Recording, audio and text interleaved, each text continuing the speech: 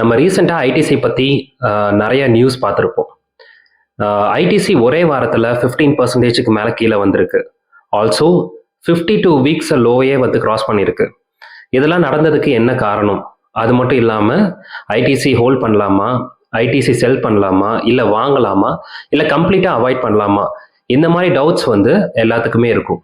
Also சில பேர் வந்து பேனிக்காக செல் பண்ணுறாங்க, as well as ஐடிசி வந்து ஒரு டெட் ஸ்டாக்னு சொல்கிறாங்க. இதெல்லாம் வந்து உண்மையா அப்படிங்கிறத நம்ம இந்த வீடியோவில் பார்ப்போம். Welcome to bull and bear Tamil channel. This is Krishnan. வாங்க வீடியோக்குள்ள போகலாம். இப்போ நம்ம ஐடிசி ஃபால் ஆனதுக்கான ரீசன் என்னென்னு பார்ப்போம்.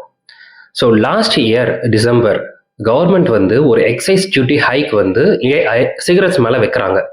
ஸோ எவ்வளோ வைக்கிறாங்க அப்படின்னா, ஆல்ரெடி இருக்கிற எக்ஸிஸ்டிங் ப்ரைஸ் மேலே 40% டேக்ஸை இன்க்ரீஸ் பண்ணுறாங்க. ஸோ இது இன்க்ரீஸ் பண்ணுறதுக்கும் ப்ரைஸ் ஃபால் ஆகிறதுக்கும் என்ன சம்மந்தம் இருக்குது அப்படின்னு எல்லாத்துக்கும் இந்த கொஸ்டின்ஸ் இருக்கும். ஸோ இந்த கொஸ்டின்ஸ் நம்ம இப்போ கிளியர் பண்ணுவோம். இந்த எக்ஸைஸ் டியூட்டி அதிகமாகிறதுனால ப்ரைஸ் ஃபால் ஆகும் அப்படின்னு ஒரு பேனிக் வந்து எல்லாத்து மத்தியிலையும் கிரியேட் ஆயிருக்கு.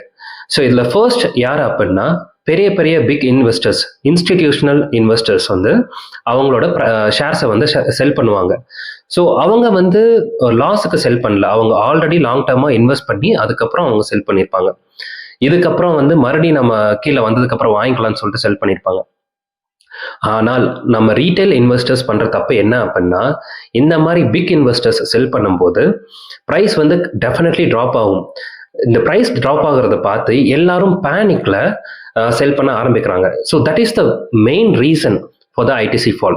அதுவும் 52 வீக் லோவை கிராஸ் பண்ணுறத அளவுக்கு ரீட்டைலர்ஸ் வந்து செல் பண்ணியிருக்காங்க. ஸோ இது மட்டும் கிடையாது, நம்ம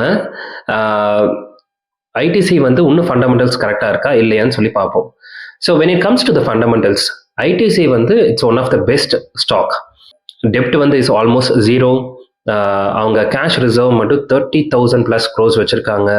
அவங்களோட டைவர்சிஃபிகேஷன் ஆஃப் ப்ராடக்ட்ஸ் வந்து வேறு லெவலில் இருக்குது. That too on FMCG it's very good compare to all the companies. So இப்படி இருக்கும்போது அது ஃபண்டமெண்டல்ஸில் எந்த ஒரு சேஞ்சுமே கிடையாது. ஸோ இது நம்ம ஃபண்டமெண்டல்ஸ் எல்லாமே நம்ம பார்க்கும்போது ஐடிசி வந்து நம்ம இப்போ வாங்கலாம்னு தோணும்.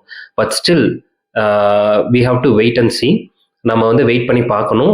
we have to wait for the correct time and we have to buy it. So retail investors பண்ணுற மிஸ்டேக்ஸ் என்ன அப்படின்னா, ப்ரைஸஸ் வந்து அதிகமாக ஹையில் போய் பை பண்ணுறாங்க. அதே மாதிரி லோவாக பேனிக்காய் செல் பண்ணுறாங்க. ஸோ இந்த ஒரே ஒரு மிஸ்டேக்னால தான் யாருனாலையுமே ப்ராஃபிட் பண்ண முடியல. So we have to check the value and buy.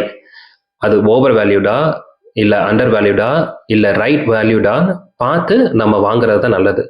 So இது ஓவர் வேல்யூடா இல்லை இது ரைட் வேல்யூடா இல்லை அண்டர் வேல்யூடான்னு எப்படி நம்ம செக் பண்ணுறது அப்படிங்கிறத நம்ம அப்கமிங் வீடியோஸில் நம்ம பார்ப்போம்.